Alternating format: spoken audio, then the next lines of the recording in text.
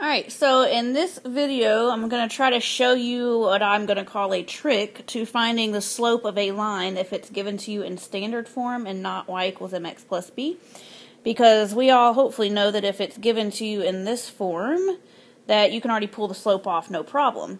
And up to this point, we've been rearranging these standard forms, like the examples up top, to look like y equals mx plus b so we can go pull off the slope. But what I'm about to show you will help you to avoid doing any kind of work, pretty much, if you know this little pattern, the trick I'm going to show you. So I'm going to work through these and talk through these. So I want you to listen to what I'm saying, because it's the same thing I've been saying as we rearrange.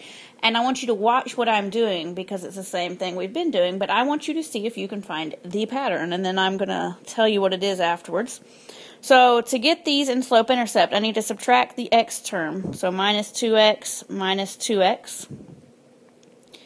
So I've got 3y equals negative 2x plus 7. Then I need to get y by itself, so I need to divide by this number, 3, through everything. So y equals negative 2/3 x plus 7/3. So we can now see what the slope is. Alright, over here, to get slope-intercept form, as per usual, we needed to move the x term first, plus 2x. That's going to leave us with negative 3y equals 2x plus 7. Then I need to get y by itself, so I got to divide by negative 3. So y equals negative 2/3 x, and I'm going to pull this minus up, minus 7/3. So now again we can see what the slope is. Alright, again on this one, to get y by itself, I need to add the x term to both sides. So I've got 3y equals 2x plus 7. And then to get y by itself, I need to get rid of that number. So divide by it, y equals 2/3 x plus 7/3. So again, we can find the slope. Now, see if you can generalize this, and I know I can't get a response from you through this video, but let's just assume you're talking to the video right now. What do you see as a pattern as far as how I solved all three of these for y and what steps I took? Because there was only 2 steps I took every single time.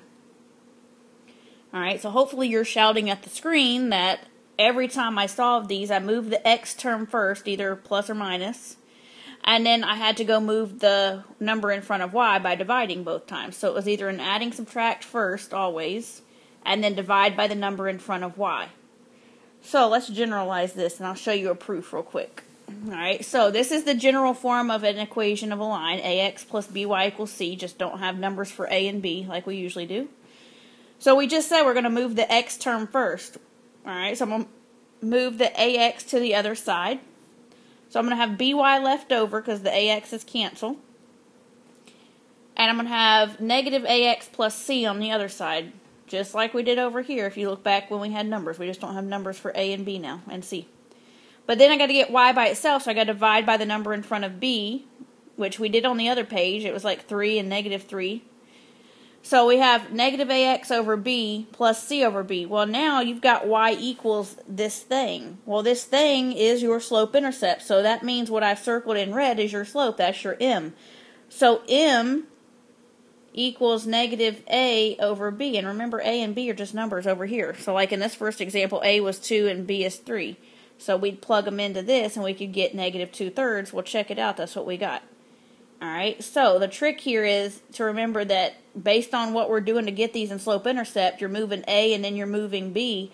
The slope is always negative a over b. So let's try some examples. Alright, so I'm going to start by just rearranging these to prove to you, in case I've got some skeptics out there, that the slope trick actually does work and give you the same slope it would if you rearrange these. So let's talk about just taking the time real quick to get these rearranged, because some of you are pretty fast at doing this. So I'll have negative 4y equals negative 3x plus 12. Divide by negative 4. And right now I don't really care about the y-intercept, so I'm not going to do much with him as far as simplifying. I mean, I'll do this one, it's easy, but this will be 3/4 x minus 3. So we should be, with the slope trick, getting this same slope, 3/4. Well, based on what I told you and what you saw in that proof, should be negative A, or the opposite of A, over B. Well, A here is 3, and B is negative 4. You got to take the signs in front of them. Alright, so the opposite of a positive 3 is a negative 3. B is a negative 4. Well, negative 3 over negative 4 is 3 over 4. Cha-ching. Same answer. Alright, again, for those negative Nancys out there that don't believe me, let's just work this full out. 4y equals 3x plus 12. Divide by 4. Y equals 3/4 x plus 3 this time.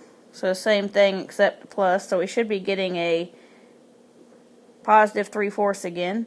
This time A is negative 3 and B is a positive 4. They've switched signs. But it's still the same trick. You want opposite of A over B. So the opposite of a negative 3 is a positive 3. And B is 4. So there it is. Positive 3/4. So trick does work. Alright, so practice these. I want you to try the trick. Alright, M equals negative A, or opposite of A if you want to think of opposite, over B. And see if you can do these without having to rearrange, because we got the quote-unquote trick from rearranging and seeing the proof of how to rearrange.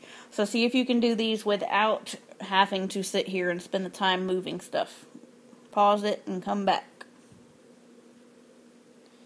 Alright, here's number 1, negative 1/4. Make sure you are getting the correct signs going on these. That's what's going to trip you up. Alright, here is number 2. So A was already negative, so when I move it, if I think about what I would have to do to solve this for Y, I'd have to add 7x, so that's why it's a positive 7. So you want the opposite of negative 7. This one, number 3, is 4. And number 4 is negative 1. So try this trick out anytime it's asking for slope, or you need to use slope for some reason and it's not in slope-intercept form. Solving it for Y will always work, but I'm trying to give you some time-saving tips here. So until next time, keep practicing.